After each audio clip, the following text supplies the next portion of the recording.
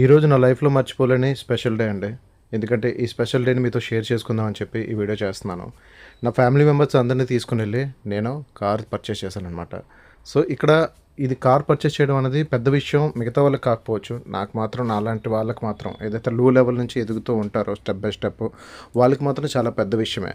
ఎందుకంటే ఈ ప్రపంచంలో ప్రతి ఒక్క విషయానికి సమాధానం నాకు తెలిసి డబ్బు అయ్యి ఉంటుంది. ఎందుకంటే డబ్బు లేనప్పుడు నువ్వు చెప్పిన మాట కేవలం ఒక మాట మాత్రమే.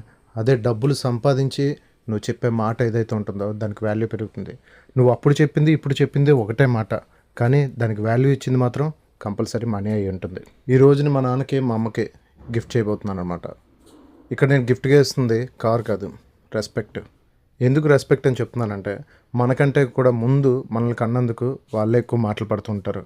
మీ వాడు ఏం చేస్తున్నాడు, మీ వాడు అంతేనా, మీ వాడు ఏ పని చేయట్లేదా, ఇలాంటి మాటలు అవసరం ఉన్నా అవసరం లేకపోయినా ఒక థర్డ్ పర్సన్ వచ్చి మాట్లాడుతుంటాడు.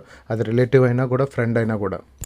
నేను అందరిలాగా ఉద్యోగం చేసుకుని ఉంటే, నేను నెలకు ఒక 30-40 వేలు సంపాదించుకుని ఉంటే ప్రతి ఒక్కరు నా కోసం ఫోకస్ పెట్టకుండా పక్కుండేవారు.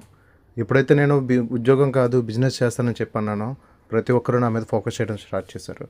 ఇలాంటి టైంలోనే ఆ సిచ్యువేషన్ హ్యాండిల్ చేయడం చాలా కష్టంగా ఉంటుంది. ఎందుకంటే అనుకున్నట్టు ప్రతి బిజినెస్ సక్సెస్ అయిపోదు, ఫెయిల్యూర్స్ కూడా చూస్తాం. అలాంటి ఫెయిల్యూర్స్ నా లైఫ్లో నేను చాలా చూశాను. బిజినెస్లో ఒకనొక టైంలో బిజినెస్ వదిలేసి జాబ్కి కూడా వెళ్ళిన పరిస్థితి ఉంది. కానీ మన వల్ల కాదు, మనం ఫిట్ అవ్వం ఈ జాబ్కి అని చెప్పి కరెక్ట్గా 1 ఇయర్లో రిజైన్ చేసి మళ్ళీ బిజినెస్ ఫీల్డ్లోకి రావడం అయితే జరిగింది. చాలామంది గొప్పలు పెద్దలు చెప్పిన మాట అందరికీ తెలిసిందే. నీ మిస్టేక్స్ నుంచి నువ్వు నేర్చుకో, కాన్స్టెంట్గా నువ్వు చేయాలనుకున్న పని చేసుకుంటూ పో, ఒకరోజు నీ సక్సెస్ అన్నది నిన్ను పలకరిస్తుంది వచ్చి. Thank you for watching this video.